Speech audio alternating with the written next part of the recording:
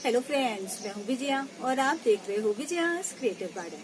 Friends, आज जो है आपके क्वेश्चंस का जवाब देने के लिए हम आ गए हैं। तो सबसे पहले क्वेश्चन लेते हैं हर कमल कौर जी का और पूनम शर्मा जी का।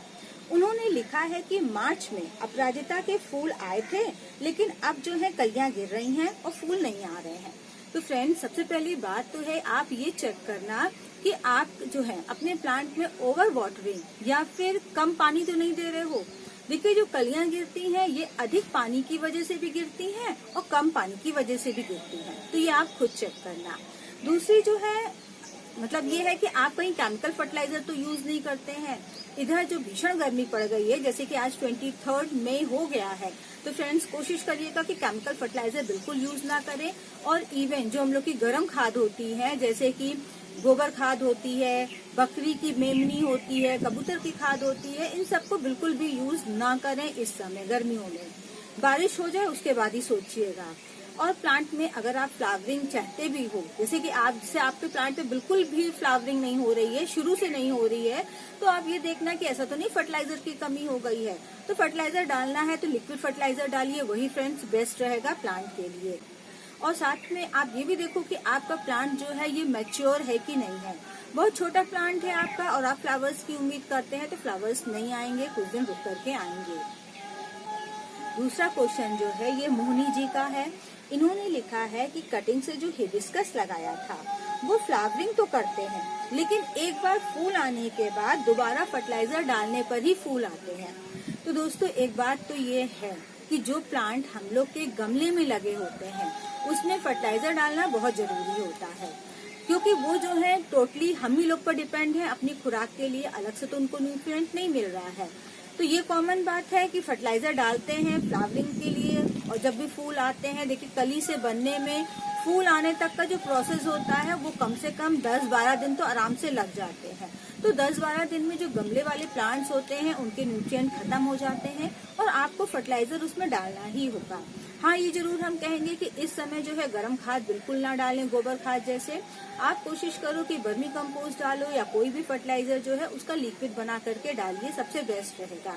जैसे कि केले का जो लिक्विड फर्टिलाइजर वगैरह है ये भी आप आराम से डाल सकते हो, कोई प्रॉब्लम नहीं है। 10 से 15 दिन के अंतर में फर्टिलाइजर डाल सकते हैं, अपने प्लांट की साइज के हिसाब से, छोटा प्लांट है कि बड़ा प्लांट है। नेक्स्ट क्वेश्चन आया ज्योति अग्रवाल जी का है, जिन्होंने लिखा है कि जिस रोज में 7 लीव्स हो जाती हैं उसमें फूल नहीं आते हैं। फ्रेंड्स, फूल आते हैं, ऐसा नहीं कि फूल नहीं आते हैं, लेकिन आपको ये चेक करना होगा कि जो जिस भी आपकी डाली में 7 पत्तियां हैं वो डाली निकली कहाँ से है, किस जगह से ओरिजिनेट हुई है। जैसे कि जो हम लोग के हाइब्रिड प्लांट्स होते हैं रोज के, तो रोज में जहाँ से ग्राफ्टिंग करी जाती है, अगर आपकी वो वाली डाली ग्राफ्टेड एरिया के नीचे से निकली है तो उसको जो है आप हटा सकते हो, क्योंकि वो सकर्स हैं और उसमें फूल नहीं आते हैं। अगर आपकी जो डाली है वो ग्राफ्टेड एरिया के ऊपर से निकली है तो हो सकता है प्लांट को अच्छे से न्यूट्रिएंट फर्टिलाइजर मिल रहे हैं और उसमें फूल आने के चांसेस हैं। तो आप जो है खुद चेक करो कि जिस भी डाली में आपकी 7 पत्तियां हैं वो निकली कहाँ से है। नेक्स्ट क्वेश्चन जो है ये नीतल शाह जी ने पूछा है। इन्होंने पूछा है कि गुलाब में फर्टिलाइजर कब देना है। तो फ्रेंड्स, इस समय जो है बहुत ज्यादा गर्मी पड़ रही है, तो अगर आपका प्लांट फ्लावरिंग करता है तो आप उसमें फर्टिलाइजर दे सकते हो, फ्लावरिंग कर रहा है तो। लेकिन जब एक बार फ्लावर्स पूरे आ करके जब सूख जाते हैं कि जो नीचे की जो सीड पॉड होता है उसको हटा दीजिए, फिर जो है आप फर्टिलाइजर डाल सकते हो। फर्टिलाइजर जो है आप बहुत जल्दी डालने की जरूरत नहीं है, 15 दिन में डाल सकते हैं। और अगर आपके प्लांट में मतलब फ्लावरिंग नहीं हो रही है तो बहुत ज्यादा परेशान मत होइए, क्योंकि गुलाब जो है इसको गर्मी बहुत ज्यादा अच्छी नहीं लगती है। और स्पेशली जो गर्मियां हैं और गर्मी में आपके टेरेस में या ऐसी जगह पर गुलाब रखा है जहां उसको बहुत तेज सूरज की रोशनी मिल रही है, तो वो जो प्लांट है वो फ्लावरिंग कुछ दिन के लिए रोक देता है। तो आपको बिल्कुल परेशान होने की जरूरत नहीं है। गर्मी में जबरदस्ती का कोई फर्टिलाइजर मत दीजिए गुलाब में, केवल उसको पानी दीजिए, पानी ही उसके लिए बहुत अच्छा काम करेगा। नेक्स्ट क्वेश्चन जो आया है ये आशीष तोमर जी का आया है।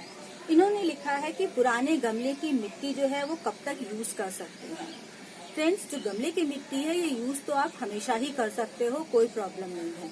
लेकिन जब एक बार एक प्लांट उस मिट्टी में अच्छे से ग्रो हो गया है तो उस प्लांट ने उस मिट्टी के सारे न्यूट्रिएंट्स खींच लिए हैं।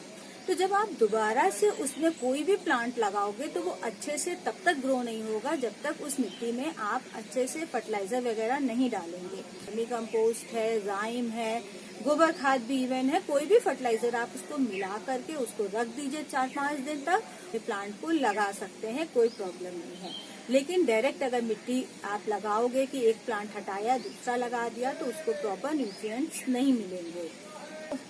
नेक्स्ट क्वेश्चन जो है ये जावेद जी का लिया है। इन्होंने लिखा है कि आम पर वर्मी कंपोस्ट यूज करने के बाद 3 महीने तक कोई और फर्टिलाइजर देना होगा।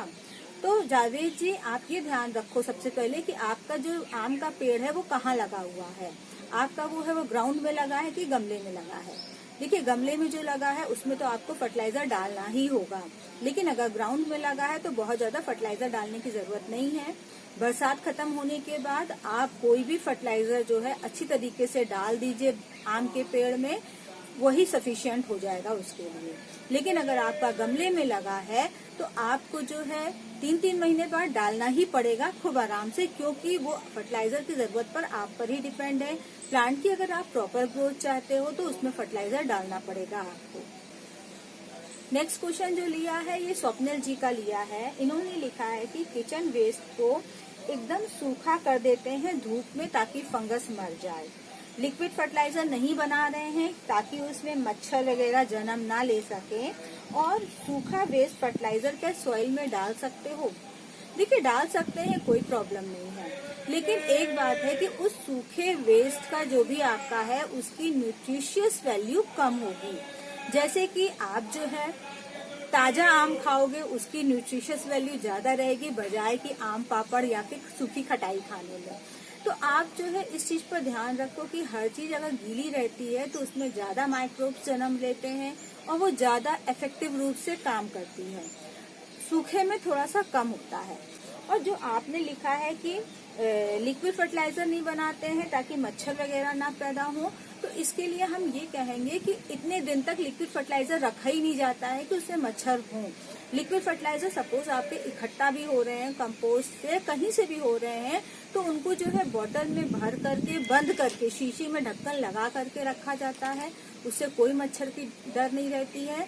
और जो हम लोग थोड़ा थोड़ा सा लिक्विड फर्टिलाइजर बनाते हैं, इसको जो होता है बहुत दिन नहीं रखते, एक तो रखते हैं तो ढक करके रखते हैं, खुले में नहीं रखते हैं, किसी भी चीज से ढक देते हैं, दफ्ती से ढक देते हैं, अखबार से ढक देते हैं, लकड़ी का पीस है आपका उससे ढक देते हैं, तो उससे जो है मच्छर वगैरह पैदा नहीं होते हैं और जो है उसको जो है यूज भी जल्दी कर लेते हैं।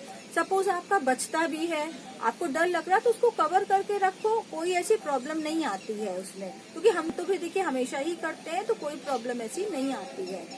फ्रेंड्स, ये आज के क्वेश्चंस थे। इधर जो था मैंने काफी सारे क्वेश्चंस का जवाब जो था सबको कमेंट बॉक्स में ही दे दिया था, जिनके आंसर्स थोड़े से बड़े थे उनको ही मैंने लिया है। दोस्तों, फिर मिलते हैं आपसे किसी नई जानकारी के साथ, तब तक के लिए गुड बाय।